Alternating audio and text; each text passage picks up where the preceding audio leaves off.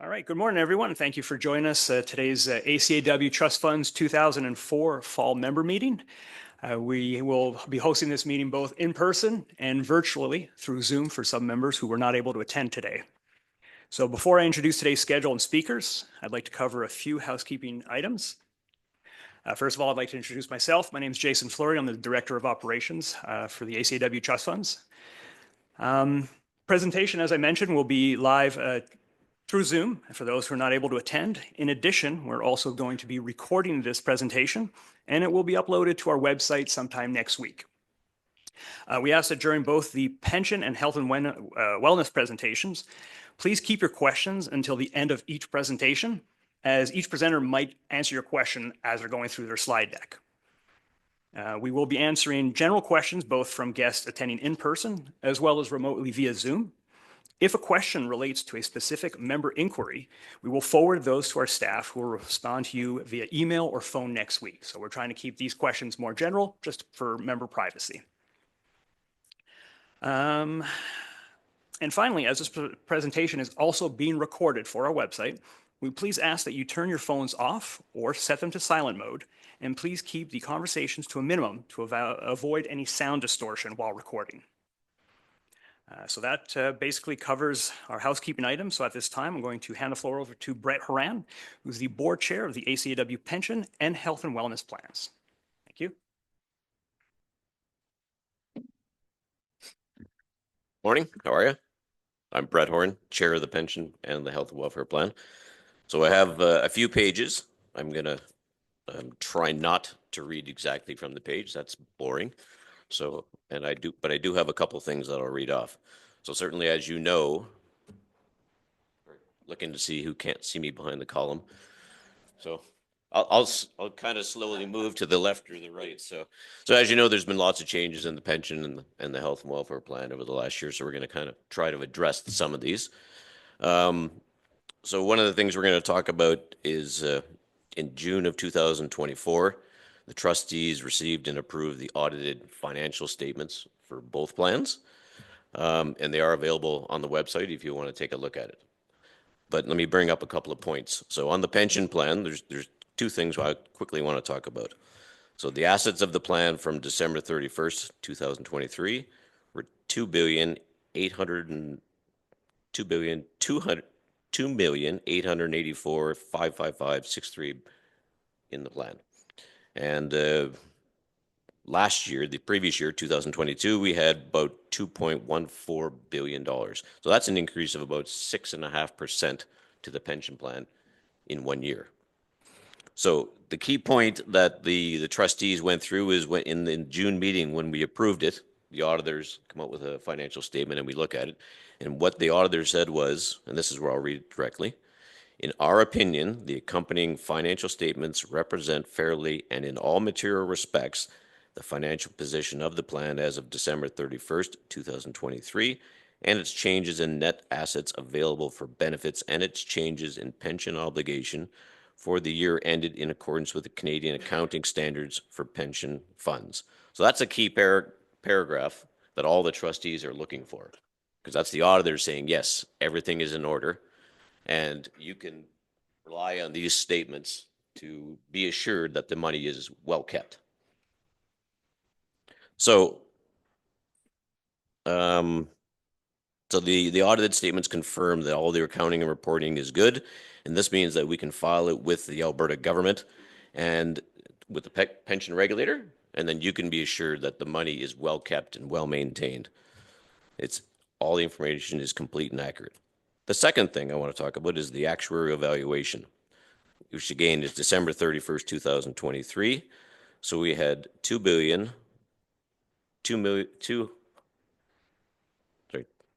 it's okay.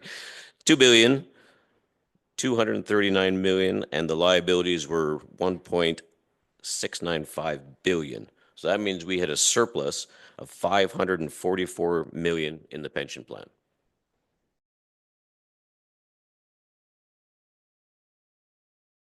So even over a 5-year basis, we're still doing much better. Now in 2023, our net return was 7.91%, which was slightly below the benchmark of 10.0%. 9.91. That means the regular stock market and all the investments, if you put them in there, we did slightly less than that last year, but that was because some of the Canadian equities didn't do as well, and some of the real estate funds were not doing as well, partly because of COVID and people were working from home and office buildings were empty. So, and I'm almost done, and then we can go on to better speakers than myself. So this is now we're going to move on to the health and welfare plan. So we have assets of just over $79 million. And we have liabilities of about $56 million. So we have a surplus of about $23 million in the health and welfare fund. So the health and welfare fund is doing good. So we have about, so if you look at the ratio of assets versus liabilities in the health and welfare plan, we've got assets that exceed about 41% of the liabilities. So we're well funded, and you know, if contributions stop tomorrow, we could certainly carry on for a while and we'd be okay.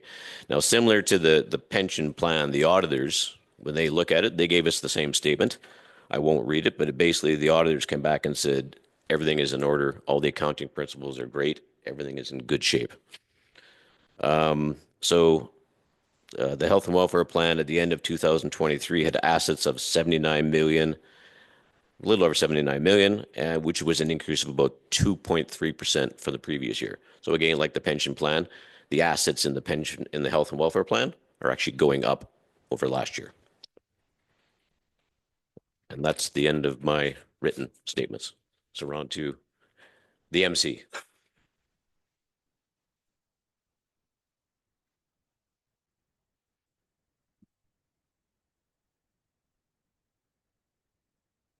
Okay, so we are going to follow this up with a short video that will explain employer contributions.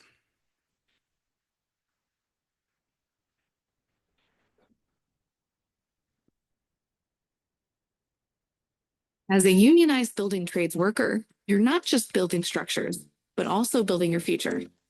Let's talk about a crucial part of that, the employer contribution. The employer contribution isn't a deduction from your pay. It's a contribution from your employer.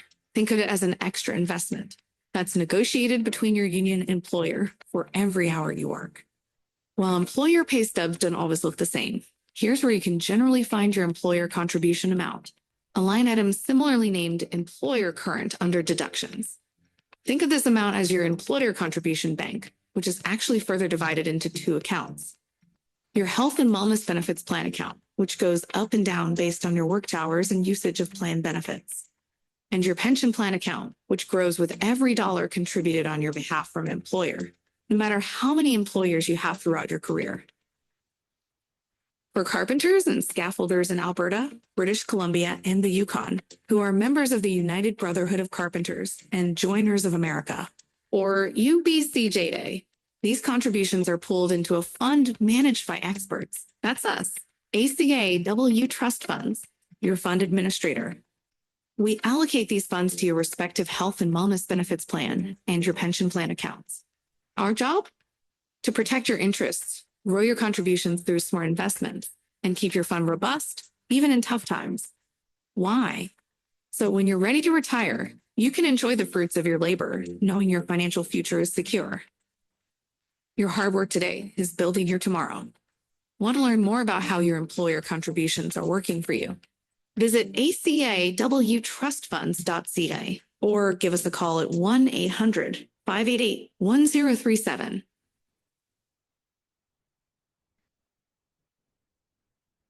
Good morning, everybody.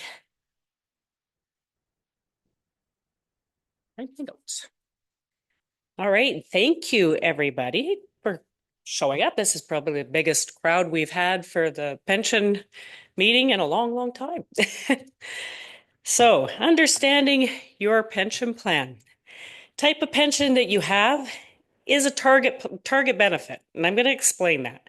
The ACAW is a collective bargained multi-employer pension plan.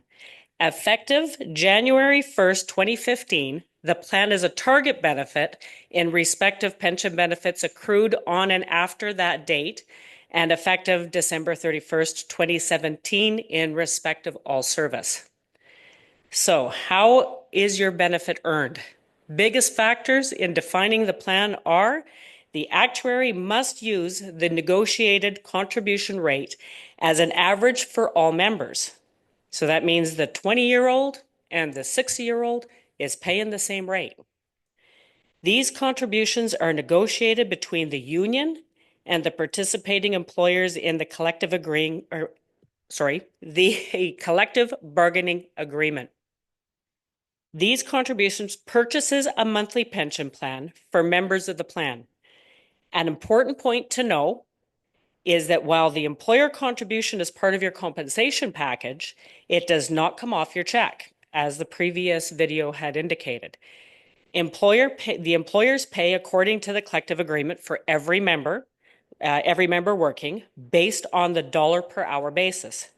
These contributions are deposited into the plan as a whole, which in turn pays out the pensions for each member for retirement.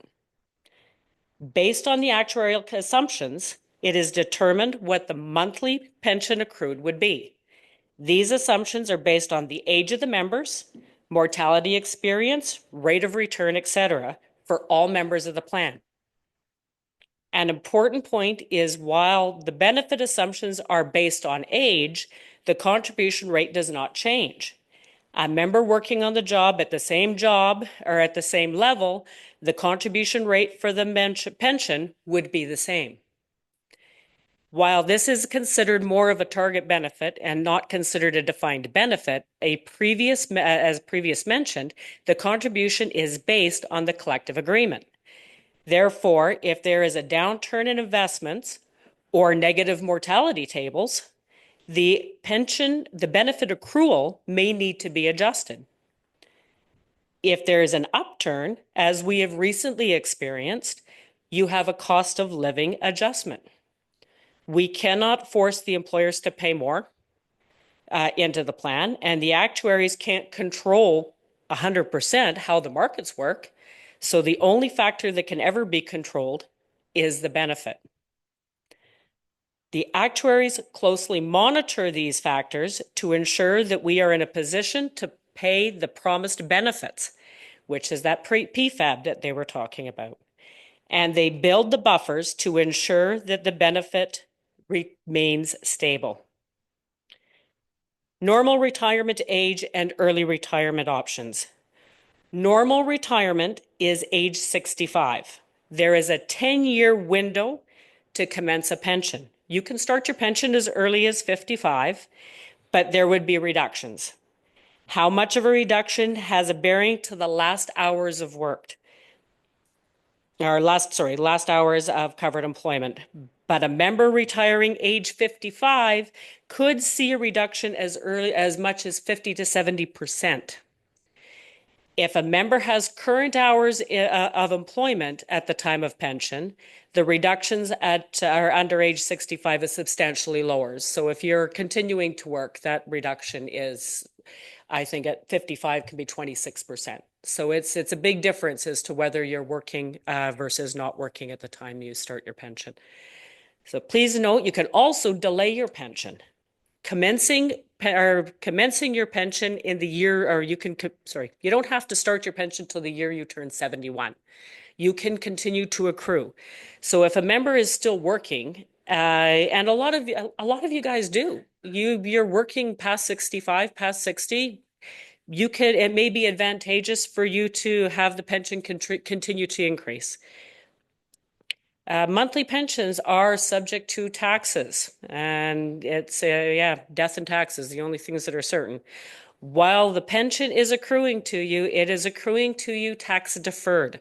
When you commence your pension, you will receive a T4A for the income that you earn.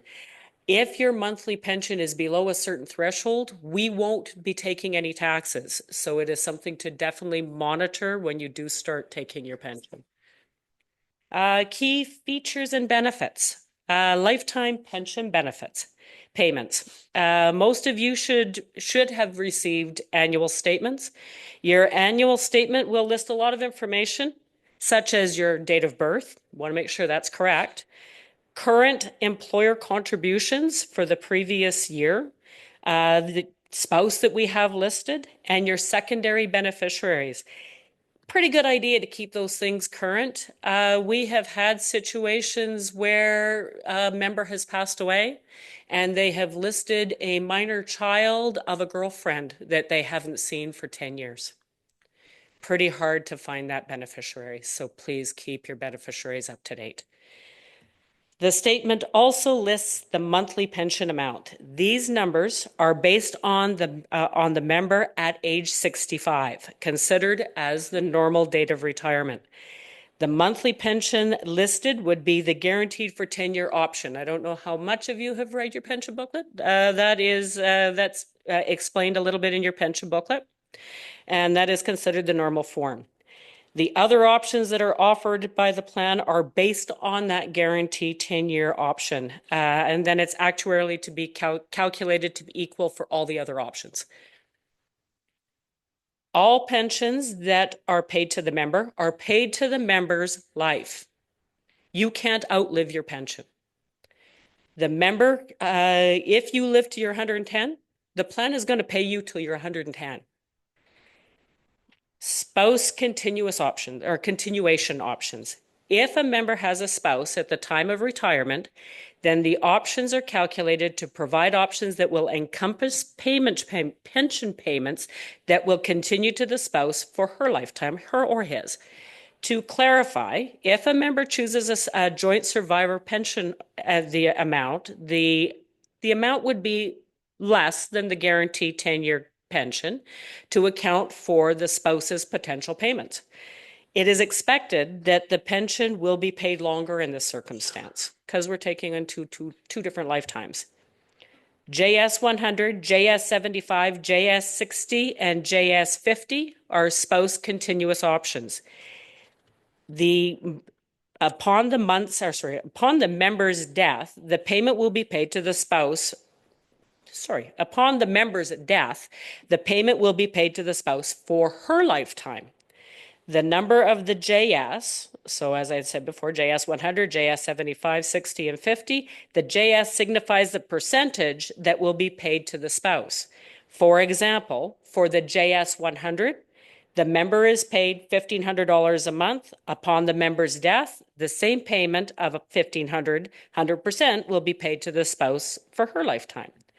For a joint survivor 60, if the member is paid, so we're going to increase it a little bit, $1,750 per month to the member, the spouse will receive 60% of the pension, which would be $1,050 in this scenario. Okay. JS 100 with the 10-year guarantee. This option is a little bit of a hybrid. And it's relatively new to our plan, virtually for pennies. If you choose this option, the plan will pay the pension amount, same as the other JS 100, as in the previous example. So it's going to be a couple of pennies so we'll say 1,499.50. The amount upon death of the member, the plan is going to pay 1,499.50 to the spouse for her lifetime. If the second death, whoever that second death is, happens within that 10-year window, we're now going to pay the named beneficiary, which is the secondary beneficiary that you can list in your pension. And that would be paid until the expiry date to this. So it's, as I said, for a few pennies, a little bit of guarantee that, payments are going to continue. So as a recap, member is paid for his or her lifetime. At the member's death, payment to the spouse for his or her lifetime. This doesn't change between the two joint survivor 100s. The addition is that secondary beneficiary payment. This provision is not included with any other JS option. Once a pension commences, the option chosen cannot be changed. For example, if a spouse predeceases the member after the pension is commenced, the payment will continue on to the member in the same amount. When choosing an option, it is important to consider various scenarios and take into account other incomes, debts of the household. The plan does not employ financial advisors. It is advisable to speak to a non-commissioned, somebody not trying to sell you something, advisor regarding your specific circumstances. Minimum payment periods, the guaranteed options. Guaranteed options, we've got 5-year, 10-year, 15-year, as well as a life only. So these will pay the member again for your lifetime. In the event of the death, the payment will pay the remaining guarantee period to the named beneficiary. That's not necessarily the spouse. So you want to make sure when you get your confirmation letter that who you've got listed is who you want as the that's going to get paid. So in some cases you've got the spouse listed as your as the beneficiary. When she waives her rights and you're choosing a guaranteed option, we're going to be listing the secondary beneficiary because she's waived her rights. So you may want to have her relisted as your guaranteed option. So just as a heads to kind of clarity on that. If there is a spouse when commencing a pension, the spouse would have to waive those rights regarding the pension. So the member could choose that guaranteed option. This does not mean that you cannot relist them, as I had just stated. Everybody's circumstances are different. So again, you have to carefully choose the option that works for you and your family. As discussed, the normal form is the guarantee for 10 years. If the member chooses the 5-year guarantee, the monthly pension will be slightly larger than the 10-year option as the member is taking on more of the risk. The opposite would be true for the 15-year guarantee, where the plan would be guaranteeing a longer period of time, so your payment would go down a bit. And those between the guarantees, there's not a great amount between them. Keep in mind, we pay the member for the member's lifetime. The guarantees are for the named beneficiaries and the guarantee period commences at the time of your retirement. So it doesn't start upon your death, it starts when you commence your pension. Pretty important to highlight again, for the member, you cannot outlive your pension payments. They are paid to you for your lifetime. Where the differences are is with respect to the spouse and or beneficiary. And again, once an option has been chosen and a payment has been made, the option can't be changed. All right, cost of living adjustments, the COLAs.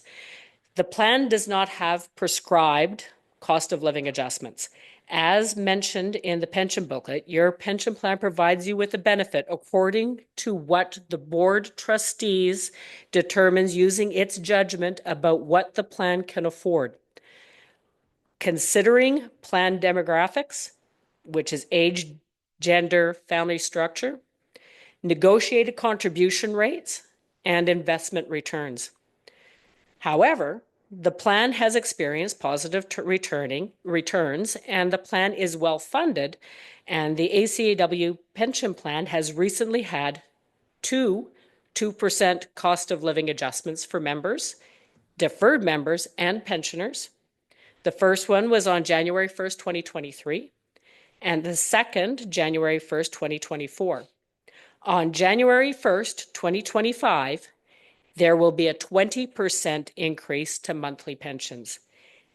Please do not be confused with indexing, which is adjusting pensions automatically, usually annually, as your CPP works. Small benefit sum options, which is commuted values. There are a few different scenarios where a small benefit lump sum option will be calculated. With retirement, termination, and death applications, if the amount is below 20% of the yearly maximum pension earnings, which is a government line, the amount can be paid in cash, less appropriate taxes. The YMPE, which is the yearly maximum pension earnings, is calculated annually by the federal government. If the commuted value lump sum is below this line, it is determined to be a small benefit. A point to highlight: when members are provided with a statement of benefits, there is an expiry date, which typically is 5.5 months from the calculation date that would be provided on the statement of options. If a member does not return the statement of options by the expiry date, and they have been provided with the small benefit option, It will be deemed that the member has chosen the cash option. So if you want to keep the funds in the plan, you have to indicate that on the statement and return it back to us. All right, retirement application process and timelines. It is a process. The application is required to provide accurate options to the member.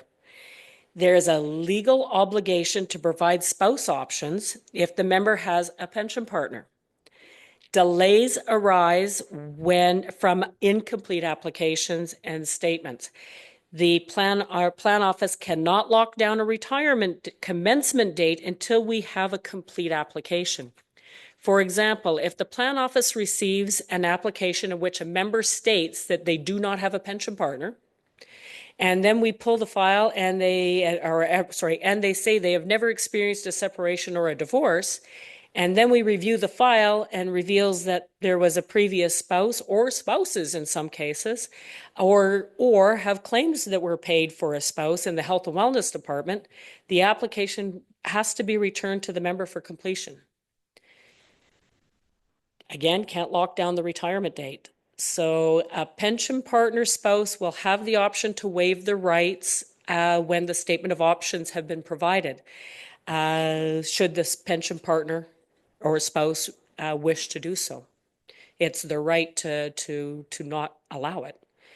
Included with the statement of options will be a spouse status declaration.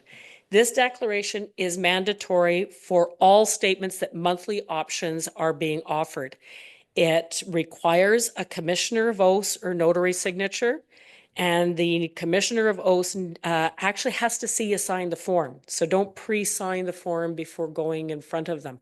We do have them in office. So if you're in the city, by all means, come into the office. We do have them here, and happy to do that for you. What is a pension partner? That is another one of those big questions. Individuals that are married to each other and have not been living separate and apart, or they have been living with each other in a marriage-like relationship. If you have a spouse or common law spouse on the ACAW health and wellness benefit, you have the same spouse, common law spouse or partner, pension partner with the ACAW pension plan. You as members have an obligation to keep this information current with the plan office. The retirement savings account. This is a complicated little program. This program is designed for members who have commenced their pension but have continued to work. In this situation, the employer is still required to contribute to the plan. However, as the pension is in pay, the contribution cannot be used to increase your pension. This contribution is placed in the retirement savings account for the member. Annually, a statement of retirement savings account is issued to the member roughly at the same time that you are receiving your annual statement and that the regular members are receiving. And as you as a retiree used to receive. This will indicate the contributions that have been paid on behalf of on your behalf. If the member wishes to have the funds removed, they would request an application. As this only applies to members who have commenced their pension and subsequently went back to work, this application is not online. The member would have to contact the plan office to obtain one. Clarifying on the timing, as an example, the member retires in 2023 and then decides to go back to work in 2024.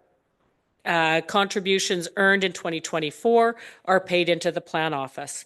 They are then placed in that retirement savings account for the member. In May 2025, we'll send you the annual statement indicating your retirement savings is issued the statement. The member then would request an application, returns this in by the end of the plan year. Our plan year is January 1st to December 31st. The plan office calculates the amount once the plan year is finalized. So that means that the 2025 plan year has to be finalized. And then the rate of return has been provided from our actuary. The plan then sends you the statement of benefits to the member. So if you've commenced your pension and you know that your contributions have been made to the plan, we won't be able to get to that annual statement right away. That doesn't mean you can't apply sooner. So if you've started your pension in 2024 and you've worked 4 more months or something after you started your pension, you can request the application and you will be caught in with the 2025 calculations. Okay, summary of important changes, dates, and milestones. So recap of changes announced in 2024, the increase to the monthly pension accrual effective January 1st, 2024, the cost of living adjustments, January 1st, 2023, January 1st, 2024, and the new January 1st, 2025, 20% increase. Annual pension statement scheduled for mid-May 25, and retirement savings account statement scheduled for mid-May 2025. That's all I have. Thank you for your attention. I welcome and will try to answer any questions that you may have regarding any of this information that I've kind of spewed out. As well, I believe that there will be a request for feedback regarding the information relayed, and I hope that you will take the time and include what information you would like to hear about in future presentations regarding your pension plan. I mean, kind of flew this together a little bit, so it would be awesome to hear what you guys actually want to hear. So, all right, I'm done. You got a question? Yeah. So, Hi. I'm interested in the retirement savings account. Okay. Is it being run the same way as the pension is? Is that how would the returns be similar, or would it be more like a savings account? How is it funded, Mr. Jason? I'm going to have to get you to defer that one, or to you. The funds are pooled in with the rest of the pension plan. So it would grow exponentially like the pension? Yeah, they're all pooled together. Is it in the same? I thought it was in a separate. Okay. Okay, sorry about that. I wasn't sure if it was in its own account or not. Anything else? Oh, behind. Oh. Hi there. Hi. My name's Terry. Hi, Terry. I have kind of a question. I like our numbers for our pension, and our health and welfare is great. Our union, with our retirees, after a year, they don't get any benefits, health benefits. With other unions, pipe fitters, they pay $25 a month off their pension checks, and they get full benefits, like health and welfare benefits. The same as Boilermakers, it's automatic when you retire, as long as you've been in the union for more than 10 years. And I'm noticing on our job sites, there's old guys who are coming to work out of retirement and literally killing themselves in order to get that 300 hours just to pay for their dental benefits or just to pay for some of their medicines. We had a gentleman on our job site at Genesee, and wonderful gentleman, had been through cancer several times. And he had to come back to work in order to pay for bills. He busted his ankle just walking. Okay, so I'm going to have to defer that one to Emily with the Health and Wellness Department. I know pension, we've extended it to a year now. You can make payments yeah, up to a year. so I'm But going to let you. is there any yeah. chance that we could let them, like the pipe fitters, take $25? If we have that much extra money, we need to start protecting our retirees than having them come out of retirement and killing themselves. Yep, sorry, I'll step in here just so I'm closer to the mic so everybody can hear me. Sorry. I'm Emily. I'm with the Health and Wellness Department. So that does kind of more come to our side of the house.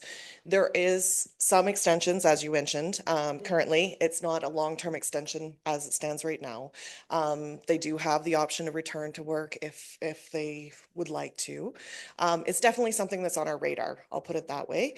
We're always looking at opportunities where we can improve the plan. The trustees are constantly reviewing things like that and what is feasible and what is long-term sustainable within the plan.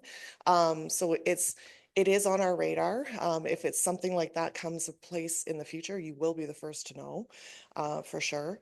And something like that is also something that you can bring forward. We do review member requests at all the board meetings. They meet quarterly throughout the year. So you are able to submit a written request that would state your case, something Yes. like that, that on behalf of yourself and the other membership, that's something that is important to you and the other workers that you know. And that's certainly something that would be reviewed. They do all review all requests that come in, and they do respond to every request. And that is how some of our plan improvements come about, is through suggestions like that. So that's a perfect opportunity for something like that. And if you'd like, after the meeting, I can meet with you and I can let you know the process for how to do that if you like, if you wanted to put that So forward. what should I start a petition and get a whole bunch of signatures on, what can I do to bring this forward for our retirees? You don't have to Because do, there's another gentleman there. Yep. Who pulled his shoulder fully upright. yeah, And at the age of 68. Yep. You're coming out of retirement just so you can fix your teeth. yeah, no. And you've been a member for 35 years. It's something that should be automatic for me. If we have that much money, we need to start protecting our retirement. Yeah, no, so you can definitely bring it forward. You don't have to necessarily do a petition. It's something you can do if you want to, but it's not something that's required. It's simply basically how it works is you would have to submit a letter in writing to the attention currently of the CEO. We review them at the office level first, and then they would go on to the Board of Trustees as necessary. We just need to include your information. Sorry. Yeah. Like you're suggesting is get a letter. Is one letter going to do it? Or is it going to be 10 letters? Or as she said, is it what is actually going to make a movement so that something can effectively be done? Not as Yeah. do this, but what will make an effect a change? One letter can. I can speak to that specifically, like I say, I'll touch that in our presentation later on the health and wellness side of things, but definitely one letter can make that difference. Certainly, the more times we receive a request, the more weight that it comes with to the plate. But one letter is sufficient. I can defer to Mr. Haran. Monthly meeting. Yeah. Like I've been continually working at this and I'm still not getting anywhere. So that's Yeah. why I came here to address it. Yeah, we'll take it as the crowd is interested in this. One letter's fine. We have talked about this with our actuaries before, about running the numbers. It's really expensive because when you look at the demographics, the number of retirees are growing. And if you look at the amount of money coming in, that would certainly deplete our surplus. So, but what we can do is you send in a letter, one letter's fine. We can go back to our actuary, kind of cost a few things out, and then we can post it on the website so everybody can understand what we can do, what we can't do, and what the rationale is. And maybe that's something that comes into the next round of collective bargaining. If the employers and the unions agree, then we can work it into the plan. But certainly one letter's fine, and we'll get the ball rolling with our actuary.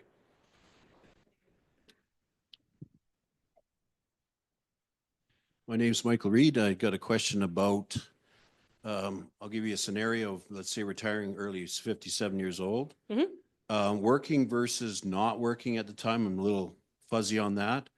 And what about self-contributions during that year you're going to retire? How does that affect your payout? You can put in a self-payment, so you could go up to, I still believe it's 19,800 is what the maximum is. So if your employer has paid 5,000, you can put in the next 14,000 if you want to. Okay. How would it affect your actual payout if you're not working and you do the self-contribution You have versus Okay, working? yeah, you have to have worked hours in order to put in Yeah. a self-payment. You had mentioned though that if you were not or that 55 retirement age, you could get as little as 50%. So if you're a deferred member, so you stopped working in your 40s, you would be a So deferred way member. back. Okay. Yeah, so Okay. there's timelines. So to be considered a deferred member, you would have less than 350 hours in the last 2 fiscal years. So if that deferral is before age 55, then you would be a deferred member for I see. retirement. Okay, So- got it. Good. That answers my question. Thank Okay. you.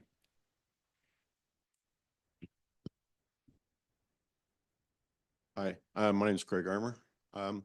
With the savings for people that are taking the pension. Yep. A lot of us are taking a pension, but we go to work and we get our pension put on our check. Mhm. So if I understand correctly, what you're talking about would be not having that done. Exactly. Where the money's being contributed. Mhm. Some employers take an administration fee. Mhm. If we don't take the money on our check, we would not be paying that administration fee? Exactly.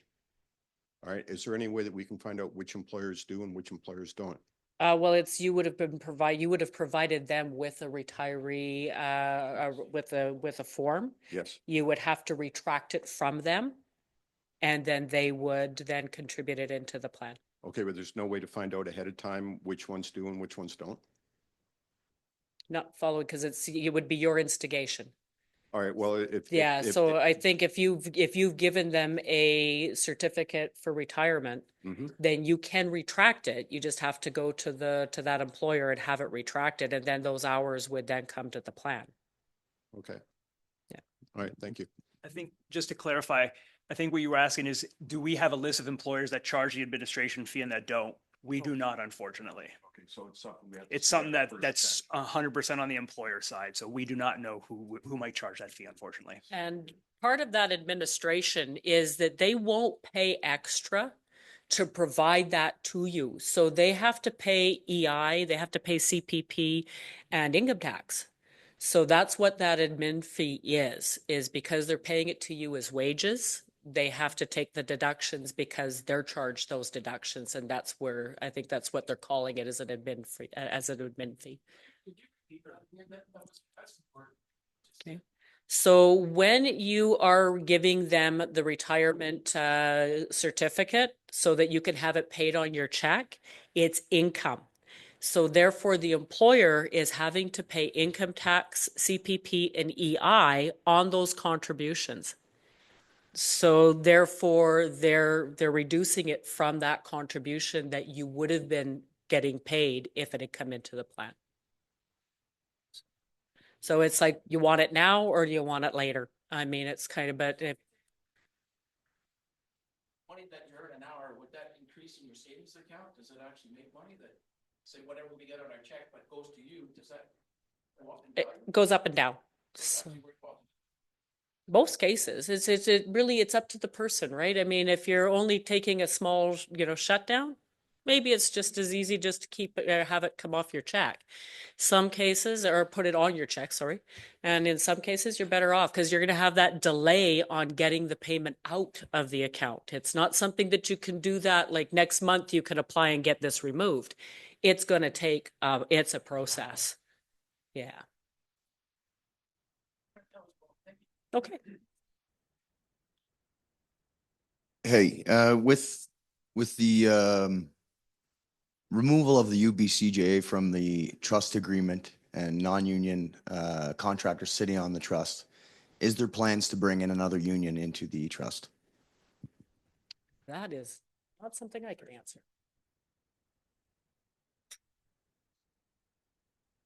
Sorry, repeat that question?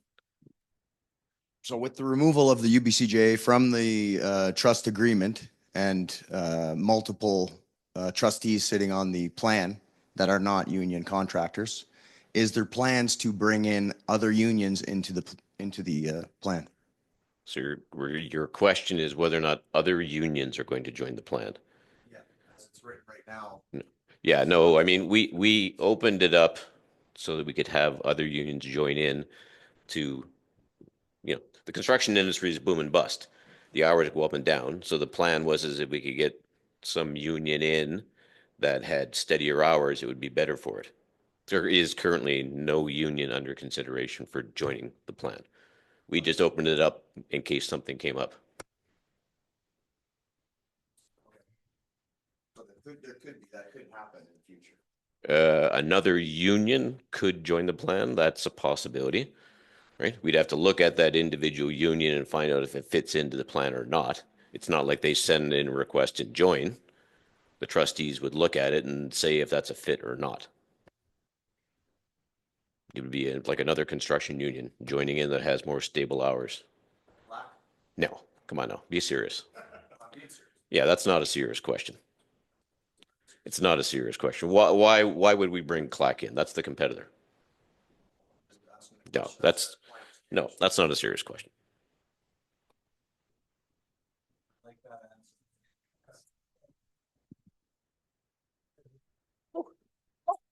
Oh, Going back to the RSD. Going retirement back to savings the account? retirement savings account where they take the money in and it'll stay with the fund. That if you worked in 2024, Mhm. you can't come in 2025 and apply to get your money in 2024. If I understand it No, you would correct. you've got it, there is a timeline. You There's a have to timeline. have that application in by the end. So if you're looking at the 2024 hours to be removed, you would have to have your application in by the end of this year if Yes. you're wanting to have those removed. Yeah, and that's why I wanted to explain. So if they want the money earned in 2024, they must apply before December 31st, 2024, in order to receive it around mid-2025. And just like you stated, it's not a matter of giving an application and you're gonna get the check next week. It Yeah. is a No, process. it's a process and we have to Some wait people will- until that will- internal return, Yeah, and if you- internal return comes back. Thank you. Yeah, because if you wait till 2025, you're not going to be receiving the 2024 hour till 2026. 2026. So just remember that, you guys. Yeah, so Okay. you have to be aware that Yeah, those be hours aware. are coming into the office, because you're not going to get that statement until next year. So, because we've had few people that have got caught on that because I didn't know that that was happening. One more question for the spouse, about the spouses. This is, again, if a spouse passes away Mhm. while a member is collecting a pension, Mhm. you cannot name another spouse if you get You remarried. can't change your spouses. You can't You're change locked your in with spouse. your spouse. You're locked in, but you can put your new spouse as a beneficiary or no? If you've chosen the guaranteed option, Yeah, you can change your beneficiary at any time. yeah. But you can't change your spouse. Yeah. You're locked in with your You're spouse. locked in with your spouse, but if the spouse passes away, then If you have chosen the guaranteed option, Yeah. the spouse has been taken off the radar. The spouse has now become a beneficiary. a beneficiary. The beneficiary can be changed at any time. Spouse can't be changed. Thank you.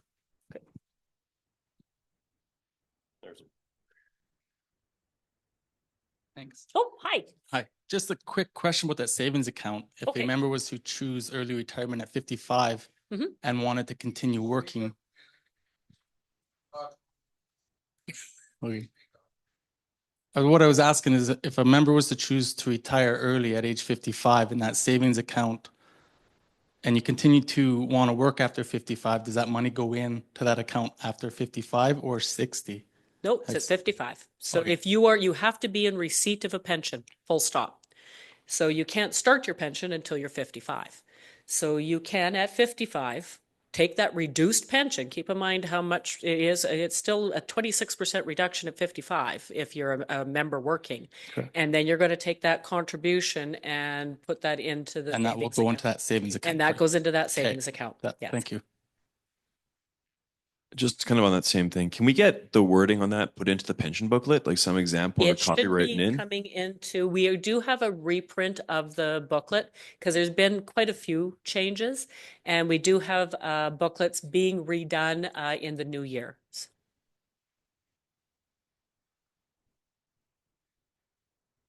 Hi.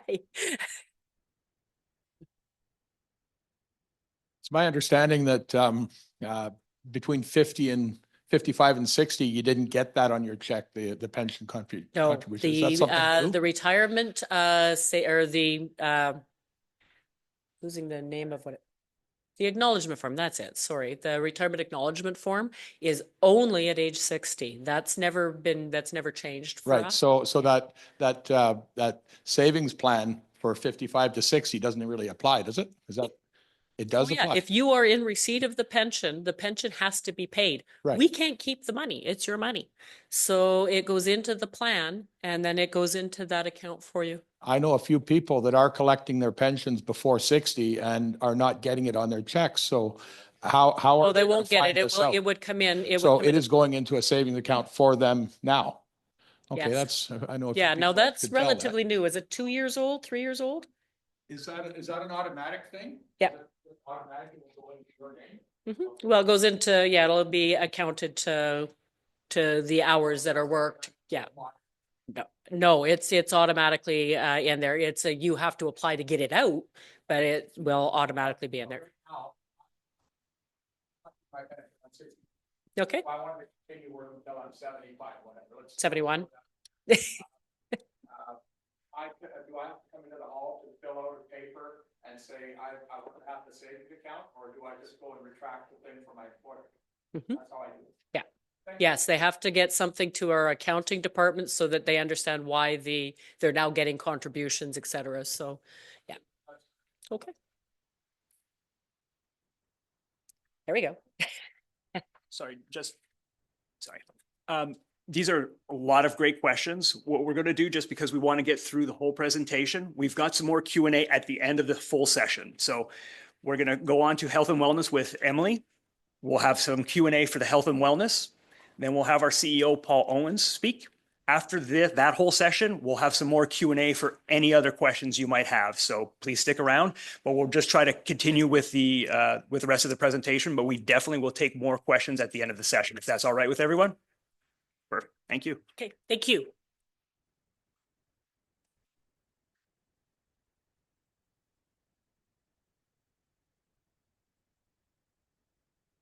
Thank you, Terry. Good morning, everyone. Thank you all for coming. It's fantastic to see everyone out this morning and see so many people coming out. It's as Terry said, the largest crowd we've had in a long time, so we appreciate that. My name is Emily Carr. I'm the Health and Wellness Team Lead, and I'll be taking care of the Health and Wellness portion of the morning. We're going to be looking at how your Health and Wellness Benefit Plan works with your hours and eligibility. We're going to discuss, oh, there we go. Is that better? Everybody hear me better? Sorry about that. We're going to discuss reciprocal agreements and contributions from reciprocal agreements, your health and wellness benefit package, as well as the upcoming benefit improvements for 2025 that everybody's looking forward to hearing. So we'll start off with member hours. There is some qualification for your hours when you're working. You must be an active member of Local 1325, 2103, or 2010, or a member of a participating employer. Hours, it is important to monitor your union status because any hours worked during suspended status cannot be applied to your hour bank. Hours are worked and then reported to the health and wellness by your employer, and they come to us on a straight time basis for health and wellness. Overtime and double time only come into play for your pension benefit. On health and wellness, we are straight time only. The hours are then processed by the ACAW trust funds and added to your hour bank balance. Then we talk about the timeline for health and wellness, which is always important because it's important to know when you work the hours based on when they're going to impact your hour bank balance and your eligibility. So as shown in the chart below, the hours are worked in 1 month, in this case, January. The following month, the hours are reported by your employer, in this case, February. And then the start of the month following that, in this case, March, your hours are applied to your hour bank balance and affect your eligibility. The hours are always applied to the same month, regardless of when they are received. So if you're working and your employer is late with their contributions, we always have to apply them to the same month based on when they were worked, based off of the collective agreements. Within the health and wellness benefit plan, there is eligibility requirements that have to be met in order to make your benefits active. So new members or members who have been out of coverage for at least 4 months or longer must attain 300 hours within a 6-month period to initiate their coverage. Once you're active, it only requires 130 hours a month to maintain your coverage. Or if you lose coverage for less than 4 months, you only need 130 hours to reinitiate your coverage again. This is where we'll get into reciprocal agreements because this can impact the timing of your benefits and your eligibility for your benefits. So if you are working out of province or for a local outside of 1325, 2103, or 2010, a reciprocal agreement will be required for your hours to be transferred to the ACAW trust funds.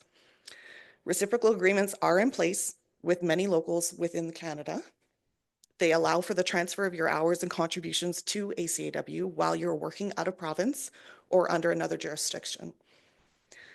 Some provinces do require paperwork to be signed to authorize the transfer of your contributions. So we do recommend, if you're considering accepting a dispatch to work under another local, that you contact us to determine if there is a reciprocal agreement in place with that local and if there is any paperwork required in order for the transfer of your hours. If you have already accepted the dispatch, you can also confirm with the local that's dispatched you whether or not they require any paperwork. The reciprocal contributions are important to note because the timing can impact your benefits as stated. Reciprocal contributions worked under another province or local will always take longer to be received by the ACAW trust funds, at least 1 month longer than the timeline that we went over before.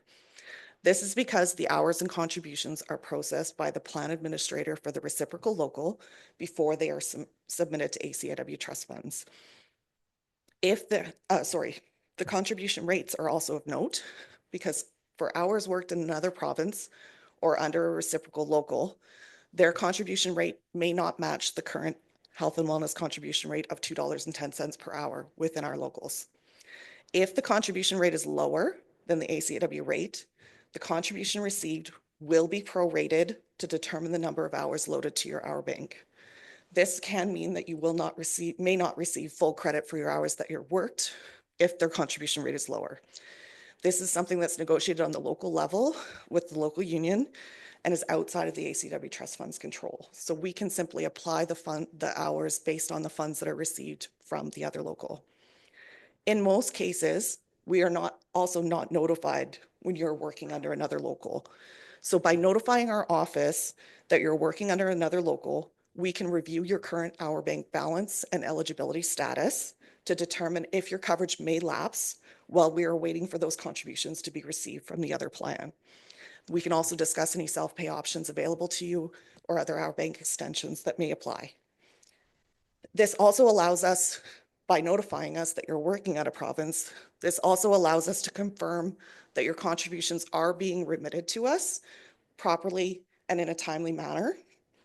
You can take a proactive approach by ensuring that any necessary paperwork required by the other local has been completed and that they are aware of your home local status. Within the health and wellness benefits plan, there are several eligibility extension options.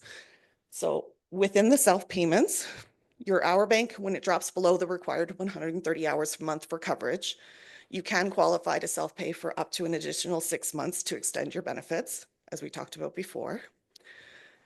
There are deadlines for the self-payments that must be met. And again, you must be a active member of the union in order to qualify to self-pay. There's the extended benefit program, which, as we discussed briefly earlier during the Q&A, members age 65 and over may qualify to receive up to 12 months of extended benefits at no cost to them. The extended benefits are a one-time only benefit, and no hours can be reported during that 12-month period, or the extended benefits will be terminated.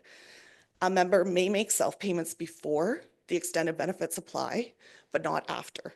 So it is important that if you're over 65 and you're returning to work for a short, or taking a lapse from work for a short period of time and planning to return to work right away, it is very important to contact the office to monitor your self-pay option and your self-pay deadlines so that you're not automatically enrolled in that program and miss out on being able to receive the full 12 months if you're planning to return to work soon. There is also the ACAW freezing of hours program. Forgive me, sorry, my voice. This is for members who are receiving disability payments from either the ACAW trust funds, an EI sickness claim, a WCB disability claim, or CPP disability claim, and they may qualify for an extension to their hour bank based on the disability payments because we are aware that you're unable to work because of your illness. So there are options to extend that hour bank during that time. Again, there are requirements and age limits in place. So it's important to contact us if you feel that any of these benefits may apply to you, so that we can discuss the options available to you and make sure that you're aware of any deadlines.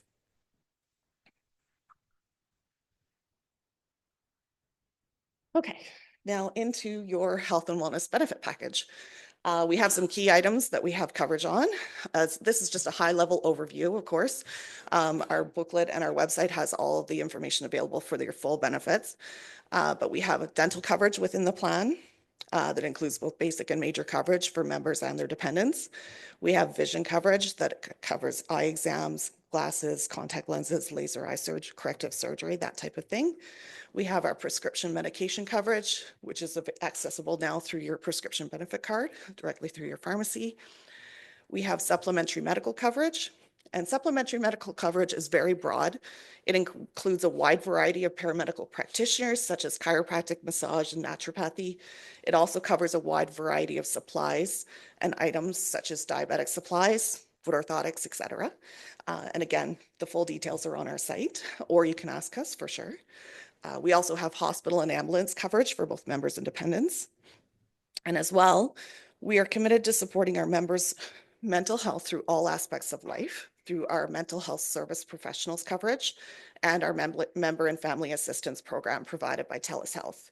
I have brochures with me today, which outline the many services offered by TELUS Health, including, but not limited to, counseling, nutritional advice, and legal and financial consultations. Again, everything is available on our website, or we're happy to assist you by phone if you have any questions of what's available. Now, the thing probably everybody's been waiting for on the health and wellness side, where the ACAW's trust funds is pleased to announce that there are several plan improvements coming into effect as of January 1st, 2025. The first of which is our vision coverage. We will be increasing the vision coverage from $500 to $650 for adults within a 24-month period.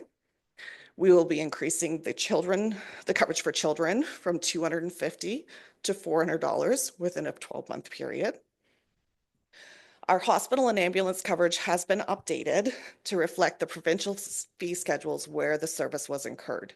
So currently it is based only on Alberta rates for hospital and ambulance services. But going forward, it has been updated to the appropriate province. So for example, if you're working at a province and you become ill or injured and you required an ambulance, the plan will now pay the full amount charged by that province providing the service, so that there's no cost to the member out of pocket for being out of a different province within the normal coverage. Our custom foot orthotic coverage has been increased and has been updated to remove the age restriction. So this has been updated to remove the current age restriction of 16 and over. Coverage will now be available for all eligible dependents, regardless of age, as long as they're qualified. Coverage has also been increased from $350 per pair to $500 per pair, and from $700 per person per calendar year to $1,000 per person per calendar year. If for this benefit, a medical referral is still required from either a medical doctor or a podiatrist, and your diagnosis must be included on that referral. But again, if you have any questions on submitting the expenses, give us a shout. We can help you out. As well, we have increased our monthly allowance for glucose monitoring systems. So these are the wearable monitoring systems, flash sensors. There's several different names for them, several different brands. They have been increased from $125 a month to $200 a month. So these, one thing of note though for these is that they must be purchased on a month-by-month basis because of the allowance being monthly. So just keep that in mind. On our next run, so we roll into paramedical practitioners. So paramedical practitioners includes massage therapists, chiropractors, physiotherapists, naturopathic doctors, and certified athletics therapists currently. These services have been updated to again remove the 16 and over age requirements. So they're now available for all dependents regardless of age. We have increased our limits for acupuncture to match the other paramedical practitioners. So that has been increased from $320 per year to $900 per person per calendar year. And we have also added osteopathy to the list of covered practitioners. So they will again fall under that same allowance, 90%, up to $900 per person per calendar year. In that line, as we indicated before, supplementary medical covers a broad range of supplies and services. And the lifetime supplementary medical maximum limit per person is being increased from 20,000 to 50,000 per lifetime to better support our long-term members and their families. We understand that many of our members have very physically demanding positions, and this will allow our members to better support their bodies in the long term of their career through both preventative and corrective measures. And finally, we're into our mental health services professionals allowance. This has also been increased. Is currently at $1,500 per person per calendar year. It is being increased to $2,000 per person per calendar year. These services must be provided by either a registered psychologist or psychiatrist to be eligible for service or for coverage. All other counseling services that are eligible through the plan are provided through our member and family assistance program provided by TELUS Health. We move into hearing aid coverage. Our hearing aid coverage hasn't been increased for a bit, so it's one that we looked at specifically, and we've got a pretty big jump in it. So it has been increased from $2,000 per 4-year period per person to $4,000 per 4-year period per person. And it has been expanded to now allow multiple purchases within that 4-year period. So even if you don't use your full allowance on the first purchase, if it's required for another one, you can use up to that full $4,000 limit. And last but not least, this is one of our most requested member improvements. And as we talked about earlier in the presentation, this is one that did stem very much from member requests. We've heard it for the long time. And so we have a new benefit coming in for custom molded hearing protection. So this is a member-only benefit, so this will not be available for spouses and dependents, but members will have coverage for 100% of the charges up to a maximum of $200 per 3-year period per member. So that concludes my portion. That concludes my portion of the presentation. I thank you all, and I open the floor to any health and wellness related questions that you may have. Oh, sir.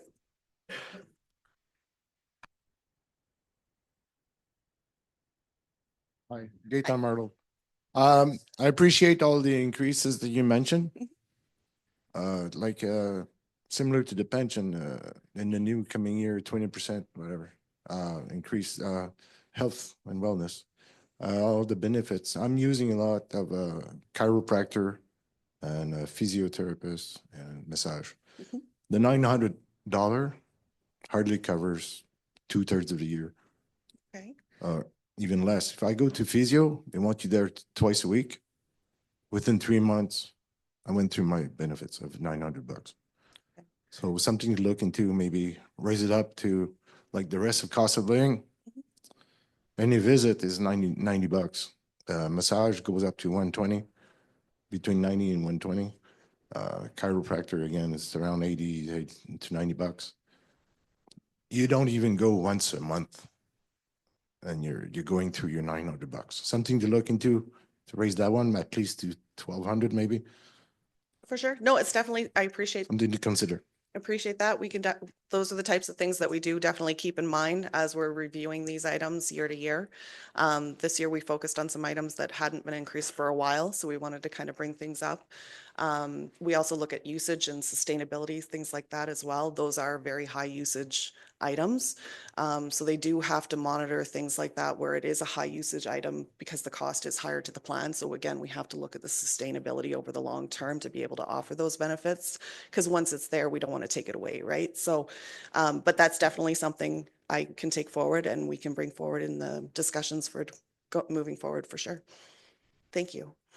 Sorry. The question is the prescription cards you've given us. Are they looking to expand it beyond just drugs, prescriptions? It looks like my manager wants to handle that question. Yes, we've been tasked by the Board of Trustees to review the cost and the changes that would be required to expand that card to cover other services besides just drugs. For example, the dental, as well as the other, paramedical practitioners. So that's something that we've been asked by the Board of Trustees to start reviewing, and that is something that we'll be presenting to the board shortly in the new year. It does take a long time to review all the numbers with the actuaries, with the service providers as well. But that is something that we've been tasked to look at and that we are going to be reviewing to try to bring to the membership.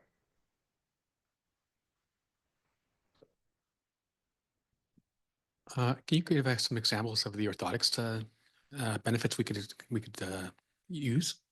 Sorry, examples of it, you said? Yes, like is it inserts or? Yes, so it is a custom molded insert, foot orthotic insert is what we're outlining as far as the coverage for the increase that's here. We do also have coverage outside of that limit for custom orthotic footwear. There is some restrictions as far as the type of footwear that it's allowed, but there is coverage for custom orthotic shoes as well. But the coverage that was referenced in this presentation is for the custom molded inserts within the sole. So they're increased up to the $500 per pair and up to $1,000 per person per year.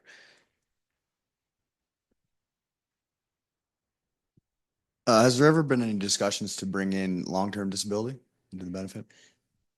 It has been brought up from membership. It's something we do always review everything, essentially, those types of things. It's not something that's currently in place.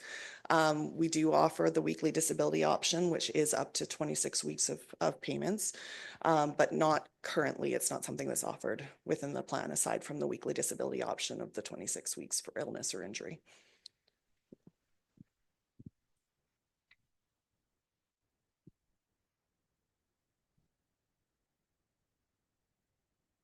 The hikes on your health and welfare, is there a pamphlet going to go out before the new year? It won't be before the new year, but we will have a 2025 booklet going out. We didn't do an update last year. We have the 2023 booklet with the insert.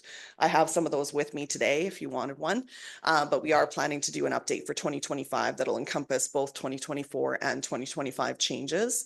So once those are available, we typically mail those out automatically to all the active membership at the time. So I would anticipate that in the new year for sure. Hi, all of our supplemental health care, it resets every year. Is that correct? Certain things. Except for the eyeglasses. That's the one I was going to go to. Why does the eyeglass one reset at point of purchase? Because if I don't buy it within 2 years, maybe I go 2.5 years. Now I'm only covered for 2.5 years. You know what I mean? Again, it's something that we look at as far as usage. We look at kind of the lifespan typically of an item as well. Like glasses tend to be a longer use item versus a custom insole that you're wearing in your boots. You're going to wear that down every day more, so you're going to need that more often, that type of thing. It's also within our actuarial values. They dictate how much we can afford over a period of time. So there's sometimes limits added because of that. Within supplementary medical, there are certain things that have extended periods, like the hearing aids have up to the 4-year period. But the majority of the paramedical practitioners all renew on the calendar year basis. So those are January 1 to December 31. So those would reset automatically. But it is important to keep in mind that those are all within the umbrella of that lifetime supplementary medical maximum that we outlined as well, the 50,000. So those reset annually, but you are accruing that lifetime maximum as well. So it's just important to keep that in mind when you're looking at those items. Sorry. Okay, we just have time for one more question for now, then we'll go on to our CEO's presentation, and then we'll follow back up with some more Q&A if anybody has more questions. Good morning. My name is Bruce Allen. I would just like to say something simple. I would like to thank all of you that are looking after our benefits and our pension. It's comforting sitting back here knowing that I don't have to worry about anything, which is really nice. But I want to thank all of you for your contributions because, you know, a lot of people walk out this door and a lot of people don't have pensions. They don't have benefits. Thank you very much for looking after us. Thank you. Thank you for that.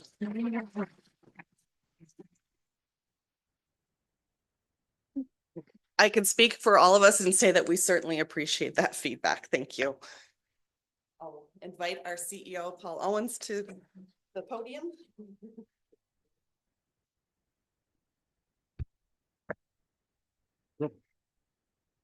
Good morning. Thank you for those last comments. They're greatly appreciated. Couple editorial comments from me personally before we get into the prepared part. The format for today's session was designed based on feedback I received as a CEO from my colleagues at staff and also from the boards of trustees that we have. And particularly want to single out Mike and Mo and Gary, who's remote from Calgary. Their input that they provide representing you is really key to where we go. All these changes that Emily just described were based on feedback we received from you as individual members and from our union trustees representing you guys. And that helped us develop and format a package that we were able to get through quite quickly, working with the actuary to make it effective January 1 of next year. Other comments and suggestions that you've put forward in terms of things to look at. This is a dynamic process. It's not one and done. We don't just put these changes in January 1 and then fall asleep for 5 years. We look at this on an ongoing, continuing basis. So your feedback today and every day that you talk to my staff is quite vital. So we take that into account to provide you with a package that is comprehensive and affordable. Things that have been suggested today in terms of improvement of coverage and items, certainly we'll take them under advisement. We've got to recognize that some of them are quite expensive. We could use up that surplus in the health and wellness plan in 1 year if we made a major extension in benefits. So yes, we're well funded, we're secure. We're trying to do a balancing act of providing you continuing benefits that improve periodically in recognition of changes in needs and costs, but are also at the same basis that are affordable to all of our members. So that just a comment on that basis. The format of what we've done today is we're focusing on you, your dependents, and your coverages. That's how we design the program, and that's based on feedback that my staff have received from you over the last number of years. Well, why don't you do this and why don't you do that? My comments are going to be a little bit different. They're going to be somewhat at a high level, but I'm going to focus on some of the pension issues that relate to you in terms of entitlements and processes and how the things that you should consider in terms of what you want to look at. I want to provide a brief summary, if we can put up the first slide, in terms of how pension investments work. And a lot of this, what I've developed, is based on feedback I've received from plan members and my fellow staff over the last year, because there's a lot of things about pensions. Pensions are complicated. And it's not because people in this room make it that way. I've been in the industry for 40 years. I've watched how the industry, in my personal view, has made the whole pension issue so complicated, it's hard to understand. I have to look at source documents whenever people ask me a question because I have to go back to the legislation. I have to go back to the plan text. And in my personal view, we as an industry have made your pension more complicated than it needs to be. Our job, both my colleagues here who've just talked about it and what I'm going to try to do is kind of demystify this stuff, so that you walk out of this room with an understanding of the basics of how it works. And also, as Brett has said, our pensions are secure. We are well funded. We are secure. And this is after major improvements we've announced. So I want to talk about pensions in terms of how the money flows in and how it's reduced by the money that flows out. Money that flows in, as we've said before, is from contributions made by your employers on your behalf. These contributions made on your behalf are then invested to earn investment income. In a typical pension plan environment, the investment earnings exceed the contributions by 2 to 4 times. So if you look at it, and the analogy that I use is that your contributions that the employers make on your behalf are the fuel that starts the fire. The investment income is the wood we pile on the fire to make the fire blaze forever. So in our case, 2023, the investment income exceeded contributions by 3.4 times. That's a healthy ratio. They are reduced, or the fund is reduced, by benefits paid out to retired and terminating members and by associated plan expenses. And we watch plan expenses quite carefully. And I've been in this business watching pension plans, and I was the pension regulator in this province for 700 plans, including this one, before I joined the Carpenters. So the expenses are about 75 basis points, that's 0.75%, of which 61 basis points are related to investment manager expenses.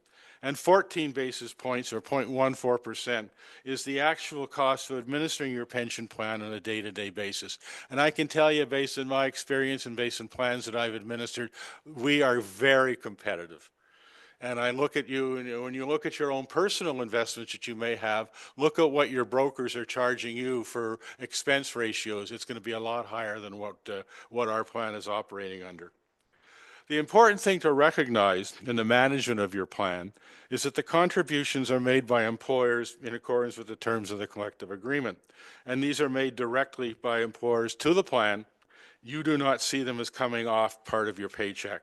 They're not a deduction. In fact, as we talked about before, they're an addition. Deductions on your paycheck are things like Canada Pension Plan, employment insurance premiums, and income taxes. They are actually deducted from what you receive in your paycheck. The contributions, on the other hand, are made on your behalf in addition to the payment you see in your paycheck. The contribution rates negotiated for locals and participating employers covered under the ACAW trust funds during the last collective agreement show that the contribution rate per hour earned for a journeyman for industrial work is $6.40 for the pension plan and $2.10 worked for the health and wellness plan. The pension contribution rate for journeymen for non-industrial work is $4 per hour worked. The previous collective agreement had a contribution rate per hour earned of $6.60 and $1.80 for the health and wellness plan. We've been told from the parties that remit the money to us that there's been a 20-cent reduction in the pension contribution, and that was offset by a 20-cent increase in the training fund rate. And this is in addition, there is a 30-cent increase in the health and wellness contribution rate. We don't determine those rates. They're determined by collective bargaining. There's no cross-subsidy in rates between the health and wellness and the pension plans. As I said, the contribution rates are negotiated between the employers and the union, and ACAW trust funds were not involved in that decision-making process. We simply receive the contributions on behalf of each member, on behalf of each of you from the employers. What we do ask you is to check your pay stubs to confirm that the rates that are being contributed on your behalf from the employer. This chart, if we just go back to this chart, I'm going to try to read it from here. This is a very simple outline of how your plan is growing. As Brett has talked about earlier on, we started out with about $2.1 billion at the beginning of 2023. And over the year, we increased it by $140 million. And that was due to contributions coming in from employers and employees. We have a small faction of our membership where there are mandatory employee contributions. But you can see they are relatively small compared to the $51 million received from employers. When you look at investment income, and that's the key thing, that keeps the fire going, it's $172 million. It's about 3 times what the members have put in. We paid out benefits in a neighborhood of $67 million, and that's a total mainly of pensions, but also some commuted values. And I also wanted to list, for purposes of transparency, the operating and investment manager expenses. We are competitive. I haven't looked at a lot of other plans, but from my industry experience, we're probably on the low end. We take advantages of economies of scale that individual people on a retail basis, when you manage your own assets, cannot. So we have $2.3 billion in assets under management as of the end of 2023. That's growing this year. The next slide talks about the health and wellness plan. And the numbers aren't additive the same way they were for the pension plan, because the health and wellness accounting is different. It has to factor in a lot of other charges that we haven't put on here. But essentially, as Brett had talked about before, that the assets at the end of 22 2022 have increased to 79 million, or by $2 million by the end of 23. So we have contributions coming in from employees in some cases, mainly contributions from employers on your behalf, some investment income. The fund is much smaller than the pension fund, obviously, and the benefits paid out are a significant part of the assets.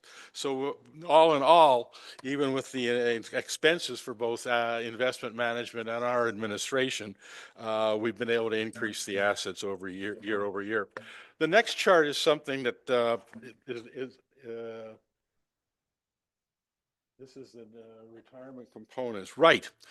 Something that I want to talk about, because this is something I've been doing for a long time and talking to plan members across the country in various pension plans that I used to manage. And a lot of people don't understand their retirement income system. And I can think that many people in this room have a much better understanding of things than the typical member that I would have talked to in other plans. And I'm not trying to flatter you on this. I'm just trying to say, I know how you guys work. I've worked with people on the tools and the trades across the country, so I know what they know in terms of information being provided to them. And it's a lot better than what the typical Canadian understands. I've talked to people who aren't members of pension plans, and they have no idea of any of this stuff. So briefly, your retirement income is composed of three parts. The biggest part for most of you is going to be the ACAW pension plan, supplemented by government benefits of some sort, and then your own personal investment savings. The government benefits are three parts. The biggest part for you is going to be your Canada Pension Plan benefit. Then you're also going to be getting an old age security benefit. And there's a third part called the Guaranteed Income Supplement, which will rarely apply to you because you guys are going to have a healthy retirement income relative to the thresholds that the government set. So the old age security is income tested in a certain way that if your income is high, your old age security benefit gets reduced. The Guaranteed Income Supplement looks at all of your retirement income, and if it's over a certain level, your benefits are going to be reduced from that.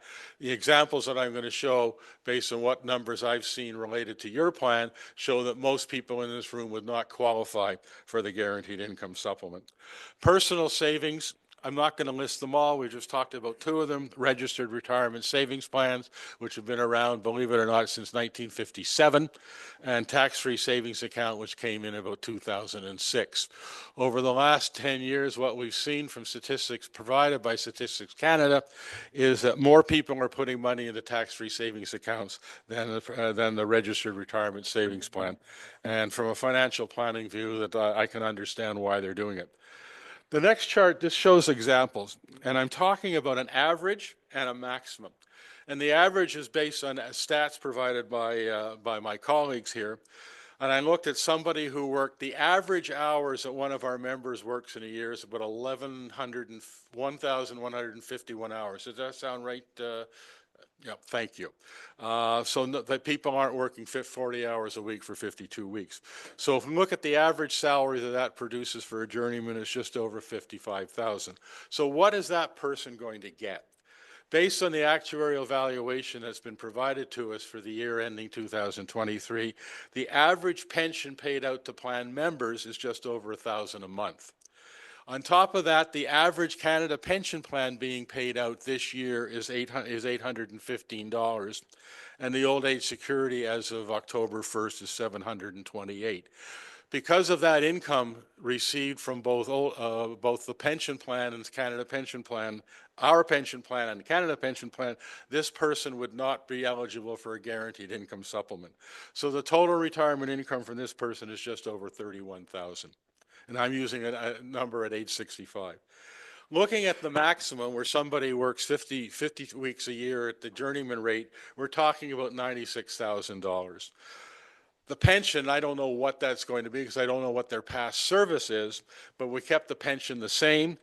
This Canada Pension Plan has been significantly increased to starting in 2017, and now the maximum benefit being paid out this year is $1,365 a month, significantly above the average pension being paid. Old age security is the same, and the total retirement income is over $37,000. I wanted to give you an average and a maximum just to give you a flavor of how your pension relates to Canada Pension Plan and old age security. Next slide. For those of you that like playing with numbers, and my staff will tell you I'm a bit of a geek on that, but what I wanted to put here was simply an illustration of how to estimate your pension at 65. This is kind of a sore thumb, ballpark type of thing. If you want exact numbers, phone Terry and her staff. One of the things I'll talk about later at the end in terms of future direction, in terms of where we're going, but just as a rough area, because people ask me, well, how do I calculate my pension? So what I would do is I tell you to look at your last statement that we send out, which was at the end of 2023, received this year. Take your monthly pension from the line that says total monthly pension credited to December 31st, 2023, and multiply it by 1.2. That's the 20% increase you're going to get January 1. So that's your new base monthly pension. For service after this year, what you do is you look at how many years you're going to work from now till whenever. For some of you in the room, it may be 5. For some in the room, it may be 40. Depends on your age and your desires. Take those years, multiply it by $160 times your average annual pension contributions for each year divided by 13,200. And that's, as we say, the 13,200 is the value of contributions required to obtain the monthly benefit accrual of 160. The next slide takes an example of a journeyman working industrial work. And I've just picked a number and said they earned a pension up to the end of last year of $600 a month. And that includes the 20% increase. And I'm assuming they work 1,500 hours a year going forward, and the person's going to work another 20 years. So the person theoretically is 45, going to retire at 65. The annual contributions based on the current collective agreement are $6.40 an hour, multiplied by 1,500 hours gives you $9,600 per year. So for the next 20 years, what's your pension going to be? 20 times 9,600 divided by 13,200, which is the base we use in our calculations, times 160, which gives you another 2,327 a month. Add that to the 600 you'd have already earned, so your pension is just over 2,900 at age 65. Note, future benefit improvements could increase your monthly pension. So this is assuming everything stays the same. And as we know in pensions, things are dynamic. Next slide, please. Commuted value. This is something that's not well understood by employees leaving pension plans across the country. And what a commuted value is, very simply, what is your pension, your monthly pension at age 65 worth in a lump sum today? And it's used to transfer your pension to a locked-in retirement account when you terminate membership in a plan. The formula is based on the amount of your pension. We saw a previous slide, we showed what some of the examples were, your current age, and the interest rates at the date your membership stops. The point I want to emphasize in number 4 is the commuted value is not based in any way on the contributions your employer contributed to the plan on your behalf. That was a negotiated rate that goes into a pool, a fund, to pay pensions for everybody. It's not allocated specifically to you. So for commuted value eligibility requirements, you've got to review your pension plan booklet or contact the plan office. Final slide, a bit editorial on my part, but something that I've seen over the years from different perspectives and kind of in terms of terminating plan members and members complaining to me as the regulator of pensions in Alberta, and things that you need to look at. And I think you'll see my biases coming through, and I don't apologize for that. So what to consider if you want to take a commuted value? The point I'm going to make up front is rarely will your commuted value from your locked-in retirement account produce the same pension as the one provided through your ACAW pension plan. Think of that. Transfers out of the plan mean you're not eligible for any future increases provided to plan members who leave their money in the plan. Your investment fees in your LIRA, your locked-in retirement account, when you look at your statements, they're going to be at what is called the retail investor level. You and I as individuals, when we go into our bank or our broker, which are normally at least double the ACAW trust funds that is charged as an institutional investor. Remember from what we've said before is we're running this plan at about 0.75% per year. You're going to see investment manager fees in most mutual funds are going to be 1 to 3% depending on the fund. Retail investors, you with your 100,000 or 500,000 or whatever the plan provides, can rarely match the diversification that we can with a $2.3 billion fund and the returns that we've been able to consistently generate, as Brett has outlined in his opening remarks. Often, your financial advisor or broker will charge an upfront commission for transferring your commuted value to your LIRA, and I've heard that that number is in the neighborhood of 3% plus or minus. We don't charge that for keeping your funds in with us.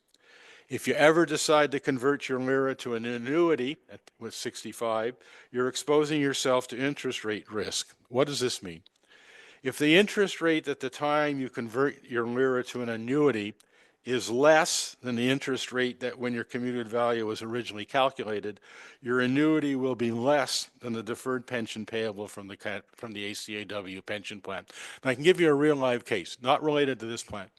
When I was the regulator in Alberta, the plan member from a company in Calgary was very upset when he took his LIRA and tried to convert it into an annuity and found out it was about 30% less than what his pension would have been had he kept it as a deferred pension. And the problem was he terminated in the 1990s when interest rates were high, so the commuted value was low. And he tried to convert it about 8 years ago when interest rates were low and commuted value, or the amount to buy an annuity was high. He was quite upset. So I'm not saying don't do it, but just be aware, go in with your eyes open if that's what you want to do. Finally, I want to talk about some of the other things that we've done. Since my arrival in April, one of the things I've been doing is working with staff in terms of how can we better service you. Examples of that is we've increased the amount of information we've been putting on the website in the last number of months and weeks. We've extended our hours, so we're open over lunchtime so we can take you in person or in phone calls. And that's on the plate to look at, can we further expand that in terms of better service to you as plan members. We've also posted on the website, in the interest of transparency, documents relating to the plan that Brett has talked about. The actuarial valuation for the year ending 2023, they're on the site for both health and pension. So are the plan texts for both health and pension, and the financial statements for the last year for both of them. You'll find these documents under the Board of Trustees sections on our website. In closing, we've been working at saying, how can we, over the medium and longer haul, improve our service to you as plan members? This is your plan, it's your money. Our job is to manage it in your best interest and safeguard those assets so when the time comes, there's money there to pay your health, wellness, and pension benefits. Thank you.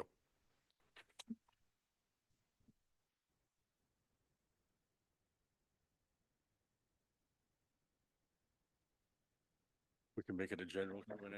Yep. So at this time, we will open the floor for general Q&A. So whether it's health, pension, or just some other questions for either Paul or Brett. Just a comment, Paul. Thanks for this information session. It's totally different than what we're used to because we used to have Kyle present all the numbers and all that stuff. So this is very informative. I was under the impression Kyle was here.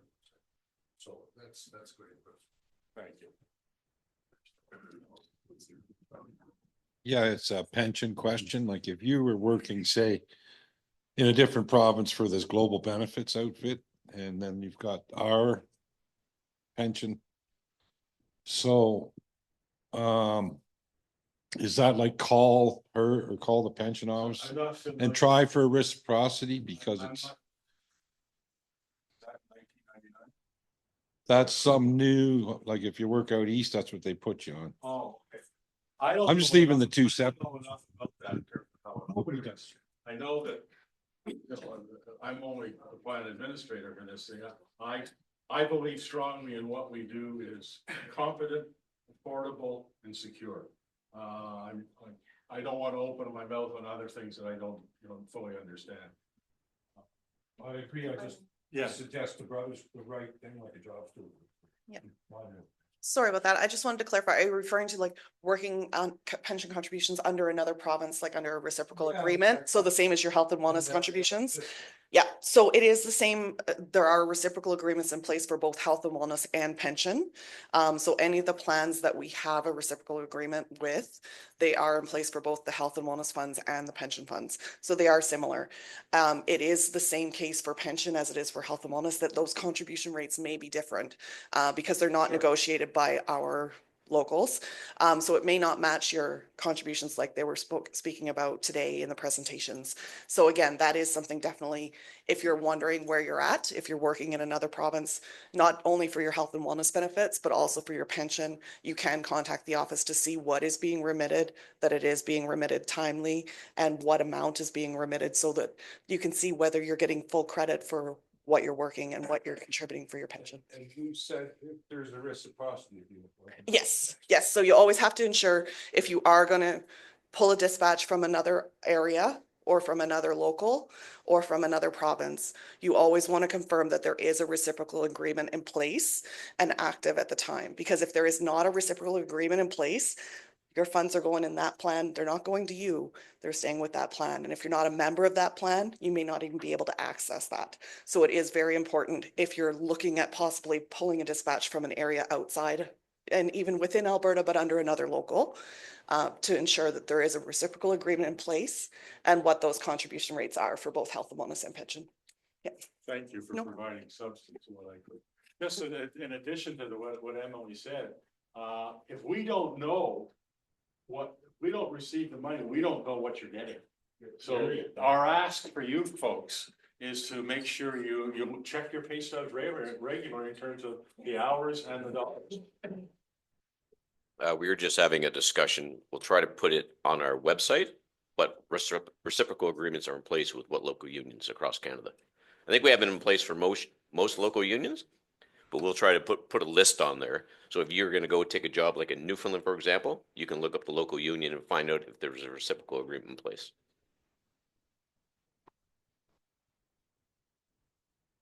Where's the board at with the current court case that's going on? You'd have to be more specific, but we were in court last week, I think, and we're supposed to be back in court again on December 6th for Justice Dunlop to have a reconsideration of the initial case.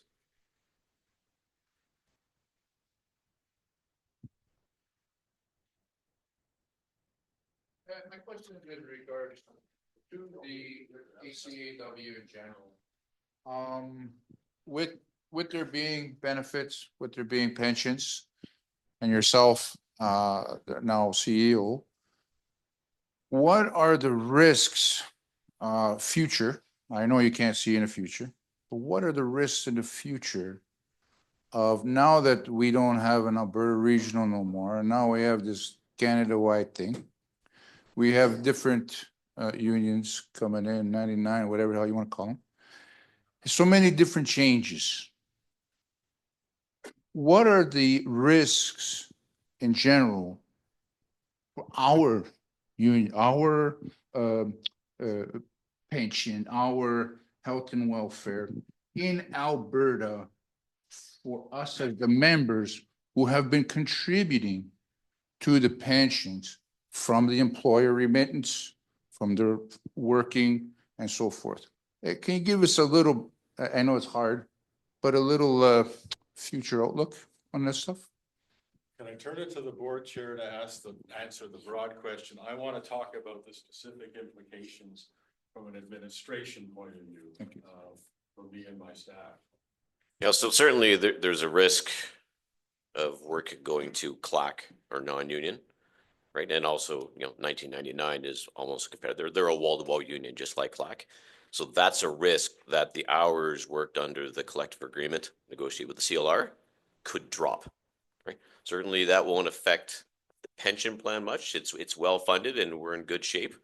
The health and welfare side, if the contributions stop coming in, obviously those funds are gonna drop pretty fast, and that's the biggest issue.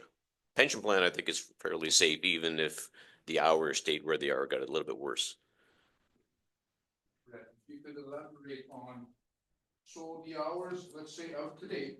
Yep. And the past are there now. What about tomorrow? The contributions, let's say they do change.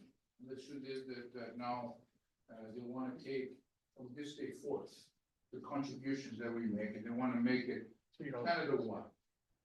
But what's going to keep what's there now there and untouchable as to what's going to be contributed in the future from whatever else they have in their minds, future plans?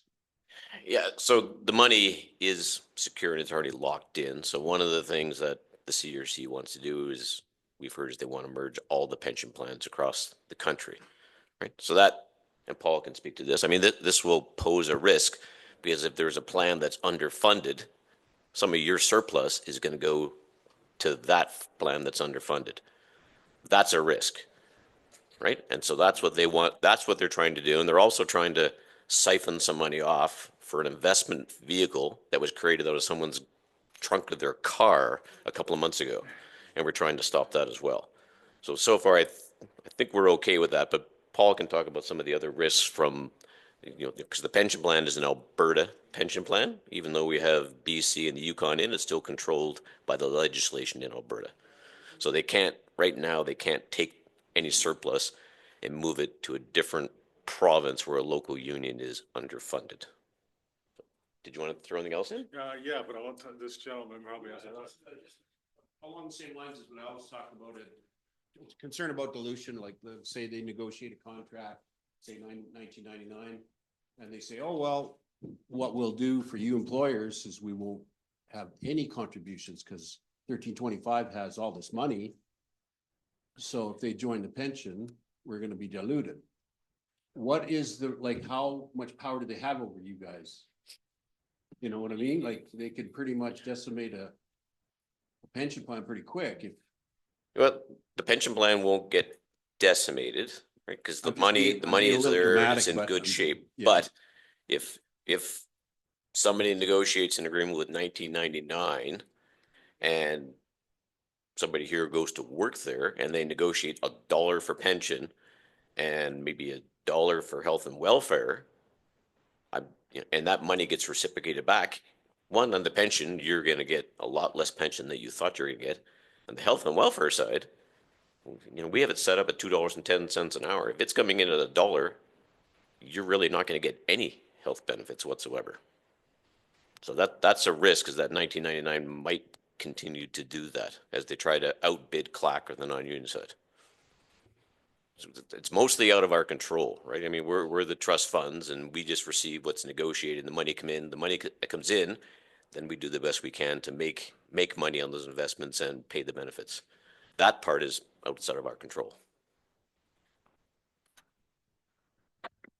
To add to what Brett talked about, I have a concern from an administrative point of view that we need to be able to continue to provide service to you, all of you and your dependents across 2 provinces and 1 territory. And if that gets diluted so that other entities take us over and put somebody else in charge, you're going to lose the checks and balances, the experience, the institutional memory, and what I honestly believe is the quality service that we've been able to provide. And I can tell from the 9 months I've been there, it's been improving. Yeah, there are risks. I'm concerned if that stuff happens. The composition of the board right now is 3 employer reps and 3 union reps. In my experience in this field of regulating multi-employer plans, that model works well. It provides the checks and balances balances. It makes sure that the plans are affordable, that they're sustainable, that the rates are set that they don't bankrupt employers, so you guys can get the jobs that you need at the right rates. Because I'm very biased, so I'll declare this up front, that the construction trades that I've worked with either here or in my prior life, that they're interested in providing proper benefits to members, and they want to strike the proper balance. They don't want to undercut rates so low so that members don't get a proper benefit, or put them so high so that the employer can't get the work. I want you guys employed wherever, whether it's in this province or other provinces, at the rates negotiated under the collective agreement. That provides you with a secure income for you and your family.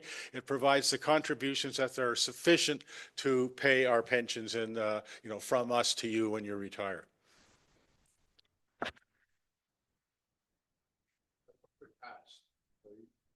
You're very well taught in pensions.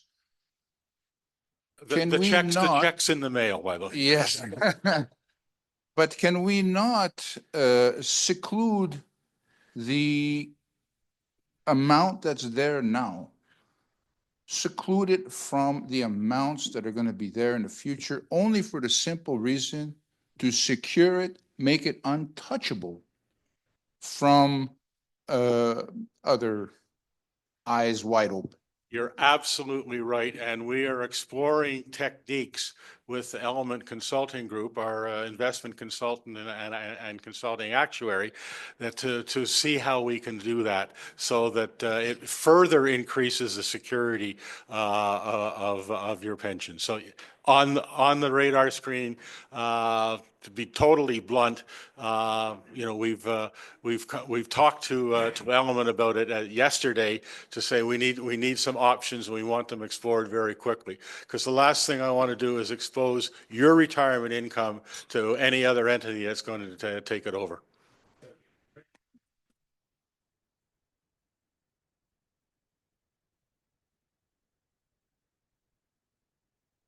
Back to everything.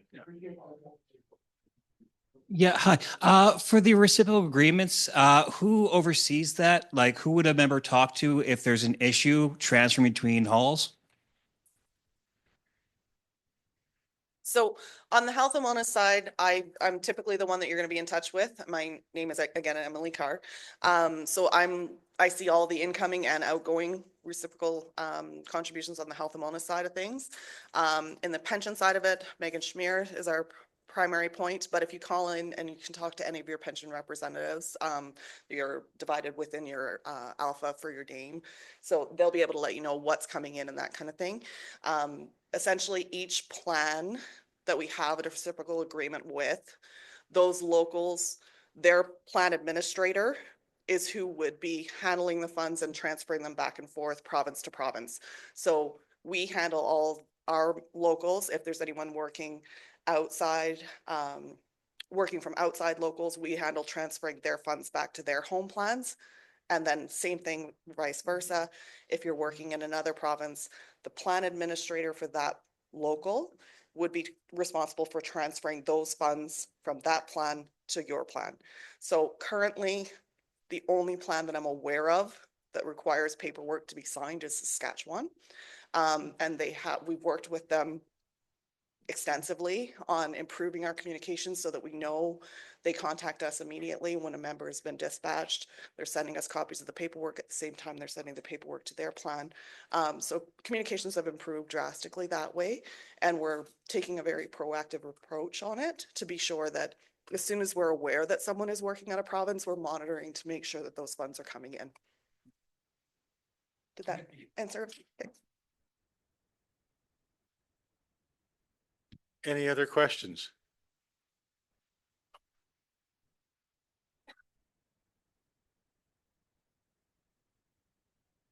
Is there any way that ACAW could build in opt-in plans for like long-term disability and critical illness, or group long-term opt-in programs? I don't know who that would be directed at, but maybe the ACAW. Is there to expand on our programs and systems? Like third-party coverage for like through another insurance agency or something like that? Or I just want to be sure I'm clear on what you're asking. Not third party, like in-house, but opt-in In-house, programs. but opt-in programs where you could pay an additional fee and have, I mean, those are always things that are monitored. It's not something that's available currently within the plan. Like I say, we do have our weekly disability option that works in conjunction with EI sickness claims and CPP disability. Essentially how our weekly, I'll give a little more outline on how our weekly disability works. We have a program that is available for any non-occupational injuries or illnesses. So it is a 26-week program. Essentially how it works, if you become ill or injured, you would apply for the first 2 weeks that you're off with us. If you're approved for payment, once your application's complete, for an injury, you would receive payment for the first 2 weeks that you're off. For an illness, we would receive payment for the second week that you're off. There's a 1-week non-payable period for an illness. Then if you're going to be off longer than 2 weeks, you would contact EI about an EI sickness claim, because we can't pay at the same time as you. Oh, sorry. We can't pay at the same time as any government program. So we have to offset their waiting periods and ours. So we look at the initial period. And then you would contact EI about a sickness claim, which has been increased to up to 26 weeks now. So then if you're still off after that, in theory, 26 weeks or up to 28 weeks, if you went to us for 2 weeks first, then you can come back to us for up to an additional 24 or 25 weeks after your EI sickness claim is done. In that same token, within that period, if you've been off work for at least 6 months, you qualify to apply for CPP disability. So you can apply regardless of your age. You can apply for that program as well. And so while we're not specifically long-term, it is still a fairly long-term coverage when you look at all the steps within the process. So you could still be off work for upwards of a year and still within benefit within the plan. And then we also offer the hour bank extension.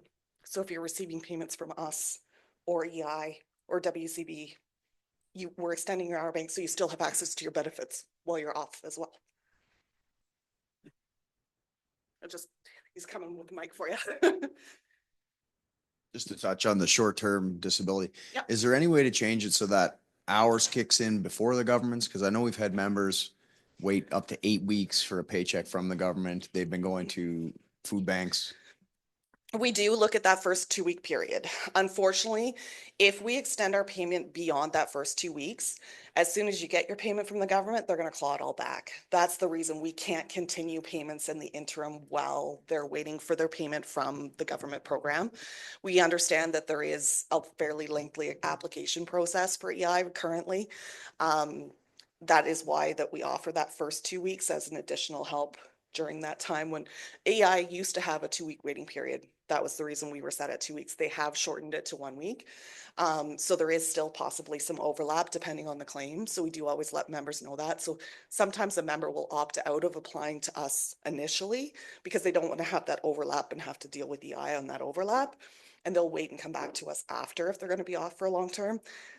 It just depends on the member's specific situation, whether or not they have the funds to carry it in that interim and that kind of thing. So we always do recommend contacting us right away if you become ill or injured so that we can let you know basically where you're at, what's available, the timing for processing for us versus your EI claim, and where your benefits are at to make sure that things are getting extended right away so that you don't lose that.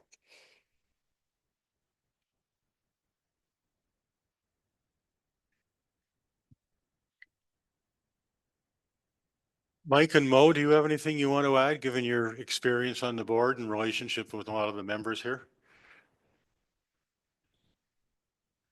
I know I've been asking all this, like money coming into the plan, especially on the health and wellness side. What gets dished out is more what the contributions coming in. I believe we get 210. Yeah. Some contractors and some contributions or negotiation under collective agreement as low as $1.60 or $1.80. So that kind of hurts the plan when you're dishing money out. And I think our plan dishes out about 280. It costs 280 an hour when you're only receiving 210. And that's what makes it difficult to operate. Good point. I'm going to answer part of it and turn it over to Emily. The thing that keeps us going is the fact that we've got good investment income and continue to have it. So that kind of covers part of that shortfall from the 210 to, the 160. Do you want to talk about the impact in terms of hours and how they're set up when they get less than 210 coming into the plan? Sure. So this is, again, it's not just out of province, it can be within province. It's anytime you're working under an agreement that is lower than the current $2.10 an hour. So you will see it in the short term affect your health and wellness much more so, because your health and wellness is based on the hours that you're working, as you know. 130 hours is what we ask for coverage for each month, because we understand that at full-time work, most members can maintain that 130 hours a month. And then anything over and above that, worked during shutdowns, worked during extra time, builds in that hour bank to cover the difference. Where we're seeing big issues is where members are working under contracts that are significantly lower than ours. As Mo said, some of them low as $1.30, $1.60. It becomes very difficult to maintain your hour bank consistently with those types of contributions, because the reason is we can't control what's coming in. We receive the funds from the other plan at a dollar amount based on their contribution rate. So if say that equals $500 coming in from them based on their contribution rate, we take that $500 and we divide it by our $2.10 an hour. So that drops the number of hours that we can put into your hour bank. So if you're working at under a contribution rate that is less than half of ours, that's half your hour bank gone every month that would normally be coming in. So you can take yourself from a full hour bank of an extra 6 months of coverage for an extra 780 hours, that could get significantly dwindled very quickly when you start only contributing 80, 90, 100 hours a month, because we're pulling from that hour bank every single month to supplement, to be able to do your 130 hours to maintain your coverage. So it can often mean that members end up having to self-pay more often. It can also mean delays with those funds coming in. And while you're waiting for those funds to come in, you're often in a position where you're going to end up having to self-pay in the meantime. So we're seeing the impacts on the health and wellness side much more so and much more broad. So like I say, I do recommend definitely, if you're unsure, give us a call. We can check, we can let you know where you're at. We can go through everything. We can let you know if everything's coming in. If it is coming in, what rate are they paying? Because a lot of people, I've spoke to a lot of people over the last year and a half, and I would say 75% of the people that I talked to had no idea that the contribution rate was coming in lower than what it would normally be coming in. Some of them didn't even know they were dispatched under another local. There's been a lot of conversations that just, we're trying to build the transparency so that members are aware of what's happening, you're aware of how it's affecting it, and what we can do to help you in that interim. Michael. If I may, on behalf of 1325, I'd like to thank the staff for your hard work, dedication, and loyalty to the brothers and sisters. It's much appreciated on a daily basis. As the members here, this is not really a question. It's more a statement for you guys going forward, as collective bargaining is coming forward, and you do have a voice and you do have a say. So if you see anything in the collective agreement that affects your future, our thing is we have competition running around, as they said, signing for half pensions. You can't work 50 years in this business. You ain't going to make it. So all of us older people and more experienced, you need to make sure all these young kids are made aware. You see something in that agreement, you need to scream as loud as you can. Thank you all for coming out. Thanks.